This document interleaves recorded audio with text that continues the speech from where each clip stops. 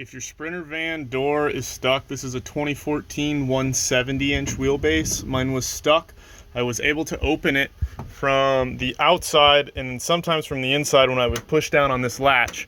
And this latch goes to back here. You can kind of see that. It goes to there. When you push down, that's going to work. I was stuck inside the van and I was unable to go ahead and open up the door. And to go ahead and fix that, I recommend getting a big old wrench. Use this side of it. Go all the way around. And if you see that little guy back there, take this, put it over the top, and pull towards you. And my door popped open. There was nothing on the internet. You're welcome. Hopefully this helps.